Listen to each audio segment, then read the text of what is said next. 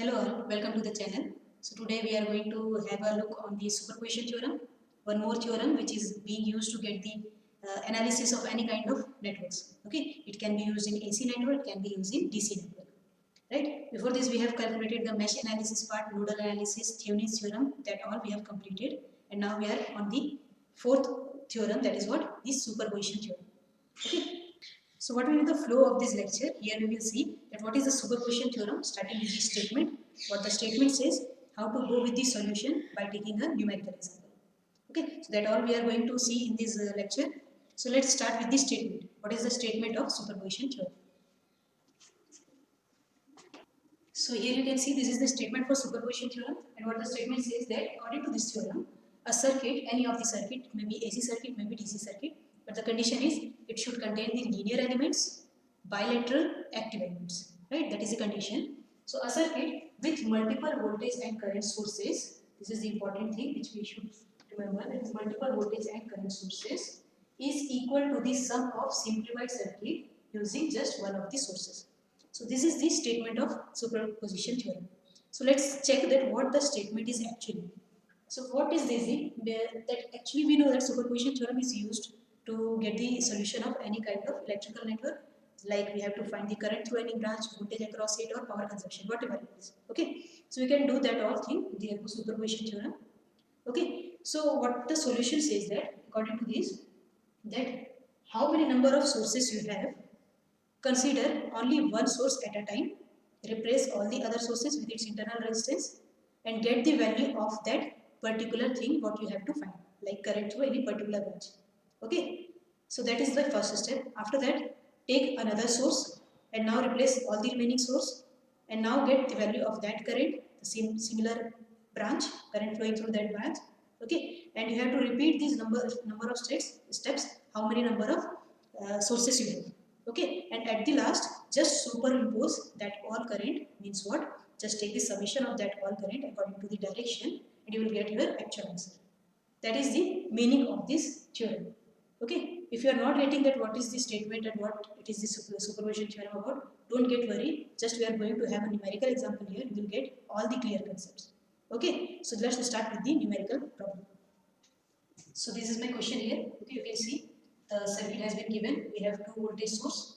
Okay, and we have to use the superposition theorem and find the current flowing through the 10 ohm resistor. Okay, where is the 10 ohm resistor? This. Suppose the current flowing is this. That we have to find the value of I. Okay, so let's start with the solution. Now here you can see I have two voltage source. One is of 20 volt, another is of 32 volt. Okay, but one more information has been given of these sources. What is that? That is 0.5 ohm resistor and 1 ohm resistor. That means what is this? This is the value indicating the internal resistance of this voltage source. That means I have 0.5 ohm internal resistance with this 20 volt source and 1 ohm internal resistance with this 32 volt source. Right? So because we have been given by the internal resistance values, so first of all go and have the equivalent diagram including the internal resistance, and then we will start the solution. Okay, so first I am drawing the equivalent diagram here.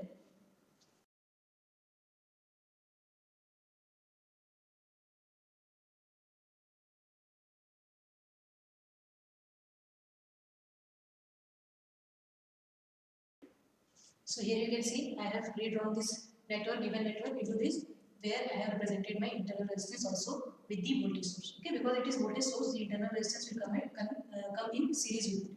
Okay, so I have just represented that here.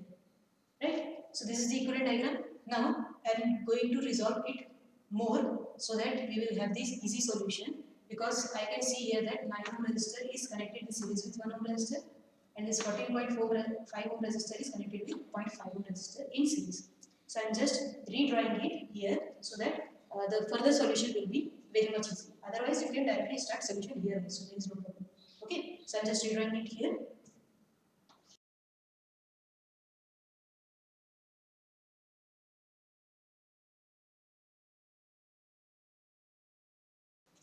So this is my final network where I have 20 volt source, 32 volt source, 10 ohm branch. Okay, and now this resistor has been taken by the combination of 9 plus 1, that is 10 ohm, and this is the combination of 14.5 with 0.5, so that is 15. Okay, so I have just resolved it including the internal resistance. Now I am going for the solution with the help of superposition theorem. So according to the superposition theorem, we have to go for the stepwise solution where each step represents the value of one active source. Okay. So here, before going to the start of the superposition theorem, what we have to do, just observe that how many number of active sources we have. Okay. So suppose in this given network, I have two sources, that is one 20 volt, other is 32 volt source. Right. So I have two sources. Okay. That means the number of steps will go in two steps. Clear? Number of active sources give you the number of steps, that is 2. So here I have to go for the two-step solution. Right? Means what, that first step will be of 20 volt source only. Okay, we have to neglect this 32 volt source. And second step is what? That consider only 32 volt source and neglect this 20 volt source. Okay, so that we have to do here. So let's start with the first step solution.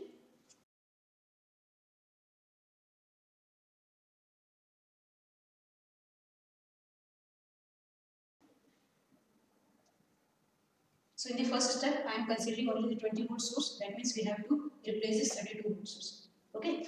So I am just redrawing this circuit here. After that, we will go for the analysis.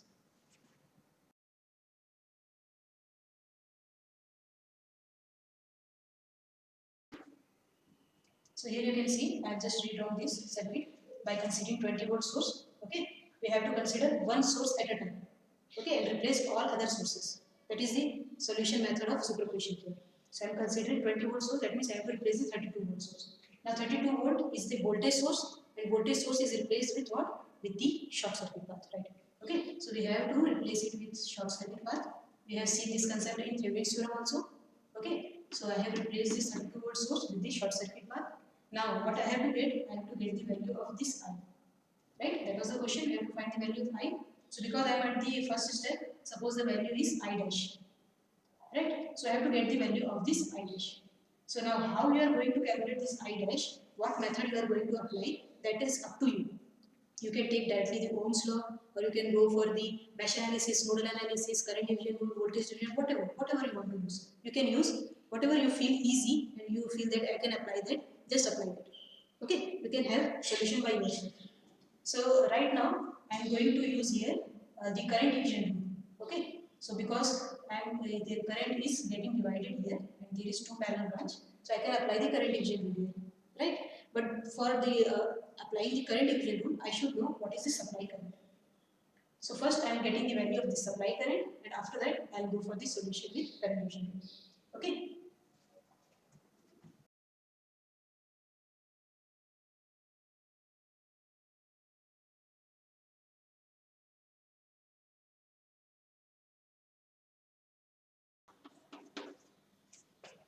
So as we have seen that we are going to apply the current division rule at this point where current is getting divided. Suppose the current is getting divided as I2 and I3.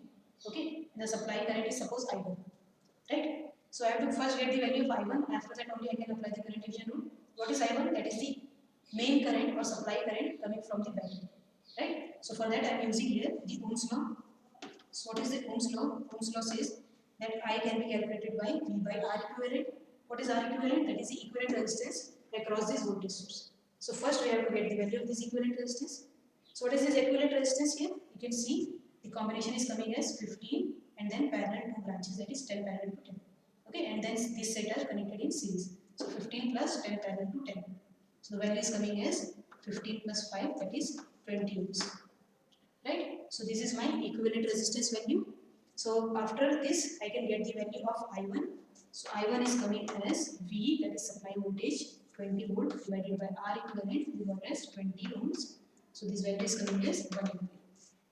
Okay, so I got the value of supply current as 1 ampere, this current as 1 ampere. So now I can apply the current division rule here, right? Hope you have watched the current division video also. If you have not watched, please go and watch that video. It will give you the clear concept that how to apply the current division rule, what is the formula, and where we can apply. You will learn that all thing.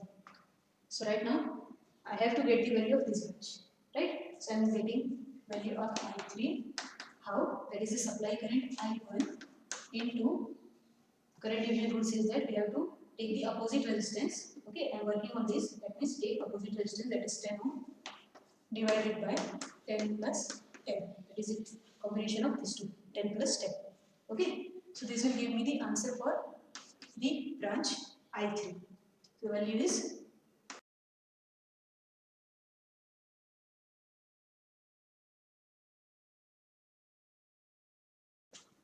okay. So according to that, I got the value of I3 as 0.5 ampere. Now what? I have to get the value of this I dash, right? So what is I dash? That is nothing but I3. Both are in same direction. So that is how much? 0.5 ampere. Okay. So I got the value of I dash. That was the required thing for the first step. So we have completed our first step. Now what is the second step? Second step is about the second source. We have to consider the second source and we have to replace the remaining all sources. We have only one source left. Okay, so we'll replace this. So first we'll draw the equivalent diagram and then we'll go for this further solution.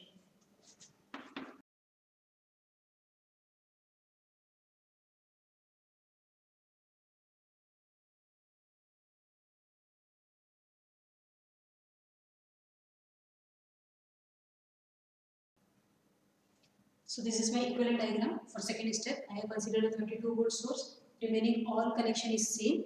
Okay, and now I have here 20 volt source, so we have to replace it. Okay, so voltage source is replaced with what? Yes, that is with short circuit, as we have done here also. Okay, so we have short circuited it. Now this is my equivalent diagram, and we have to find what? This current. And we are at the second step, so suppose that current flowing is I dash. Okay, so we have to get the value of this. So after that we have to get the value of I double dash, right? So because we have applied the current division rule, you know what is the current division rule. Now just to show you, I am using here the mesh analysis. Okay, you can apply any of the other method. So here I am applying the mesh analysis. So for that I have two mesh. This is suppose current I1. This not I1, it is I4 and this is I5. Okay, so I am just writing the mesh equations, that is KVL equations, and after that we get the solution here.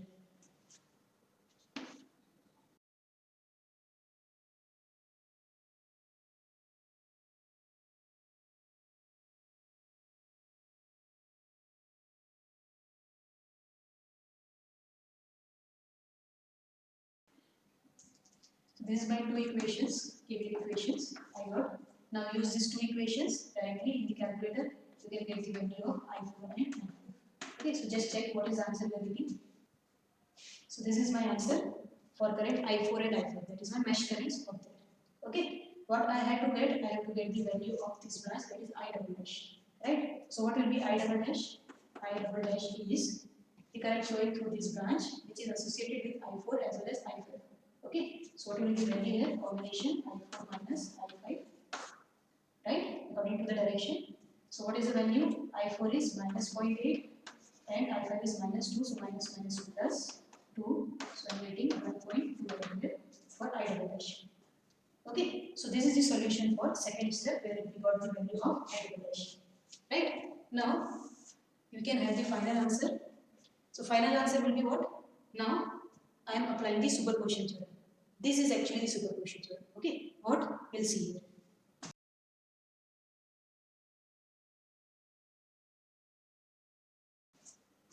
What the statement says that a circuit with multiple voltage and current sources is equal to the sum of simplified circuit using just one of the sources. Okay, so this is my one simplified circuit containing one source. This is my second simplified circuit containing another source. Okay, so we have simplified it. Now what we have to take? We have to take the sum of these individual circuits values. Okay, so what will be the total current that I, this current, that will be the summation of these two simplified solutions. This is the actual superposition theorem that gives that when you have number of sources connected, so the actual performance is what? That is the summation of all the individual performances. Okay, so what is my value? I dash I got as how much? That is 0.5 ampere. And I double dash, we got it as 1.2. So what is the value? That is 1.7 ampere. So this is the final answer. Okay. So this statement is actually for the superposition theorem. Superposition theorem gives you this step. Okay. This all is remaining the solution which we will use for superposition theorem. Right. Now one more thing which we have to focus here. What is that? That a circuit with multiple voltage and current sources. That means there should be multiple number of sources. We cannot apply this theorem where the circuit contains only one source. either it is a voltage or current source. Okay, if there is only one source, then you cannot apply. There should be at least two or more than two sources. Whatever is the sources, it may be a voltage source, it may be a current source. Okay, so there should be two or more than two sources. After that only you can apply the superposition theorem. So this is all about the superposition theorem. Hope you get the understanding here. Okay, so thanks for watching.